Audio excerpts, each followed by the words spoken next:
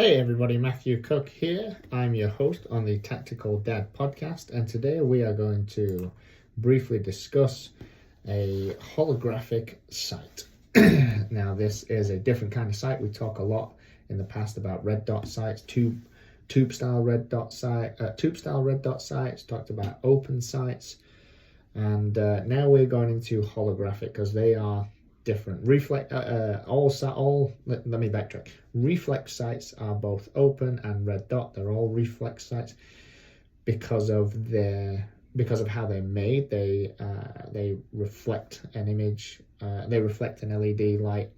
The LED light is reflected on the lens, whereas back to your eye. Whereas a holographic is different.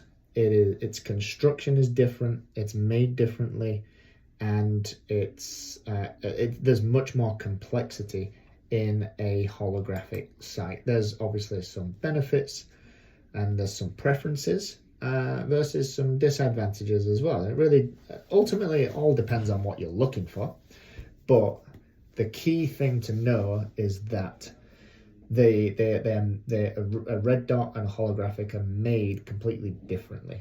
Far more complexity in a holographic. So, this is an opinion. It's also based off many other people's opinion that a holographic, there's more that can go wrong because there is more complexity. There are more parts. That leads to there could potentially be more things that could go wrong with it. And they're generally more expensive because they use more components. So they're more expensive than a regular red dot. And there's just a lot like you can just Google holographic and red dot sights, and you'll see there's lines everywhere in comparison to a red dot or a reflective reflex sight. You will see far more complexity. So straight away, more expensive. That might turn some of you off. And number two, potentially more things can go wrong. However, if you do break like the glass of a holographic sight, it'll still display the reticle. Like you'll still be able to use it. Whereas if the lens breaks on a reflex sight, you're screwed. Nothing's going to show. You're not going to see anything. But the reticle will still show on a holographic, so there is that benefit. Although there's more things that can go wrong. If the glass does break, if the lens does break, then you can still use it. So that's pretty cool to know. So that's why you'll see like some law enforcement using it, because if it breaks, which in a police officer, for example, is going to deal with many more potential threats and situations than the average Joe. So they're susceptible to dropping their gun, breaking the sight, and so they're still able to use it if that happens. So that's a benefit there. And if it's the government paying for it, then it being more expensive doesn't really matter. So that's that. But holographic. So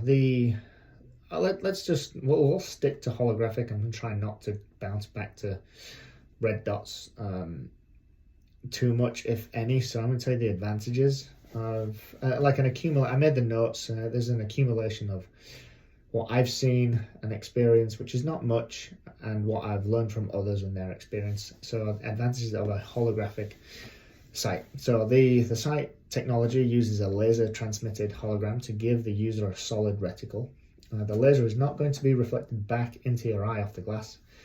This is what I was just mentioning. It's going to be projected on top of the target as you're looking through it. So the holographic sight devices are usually designed in a semi-square shape. Most profound advantage of the holographic sight is that it provides a greater field of view. So with the great ability of these sights to project onto your target and provide a clear picture, even when you're looking down range, which is great. The technology, this type of technology, because I'm not going to bounce back too much. This type of technology, which is obviously different from the red dot, is ideal for those people that really care about target acquisition speed, so like getting on target faster. This is I think I mentioned this in another podcast actually. These holographic sights are great for that, just like an open sight, an open reflex sight, because they're very similar in their look. So for the holographic is great for those people that care about fast target acquisition. Generally, holographic optics are better suited for being used with some sort of magnification. Additionally, holographic sights can work even with the front lens broken, which is what I was just mentioning. Because it is projected onto because it's been projected, the laser is transmitted and it's projected on top of your target, like on the lens, like it's not coming back, and it's not like bounce back into your eye. It can, if that lens is broken, it will still be there. You'll just see the cracks as well, and it'll just be on top of the cracks. So it's great to use in real world scenarios, which, you know, in like high stress threat situations, which a police officer is gonna experience more than like me. That's why it's great. It's a great tool. A holographic is a great tool for that. So some of the latest holographic sights can easily identify the distance between you and your target.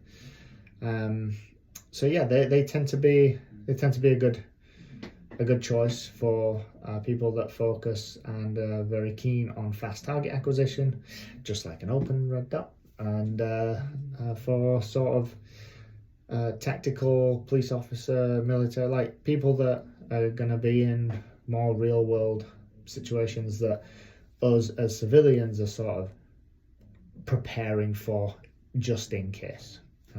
Yeah, that's it for holographic sights. We don't actually sell one of our own. We might one day, but I'm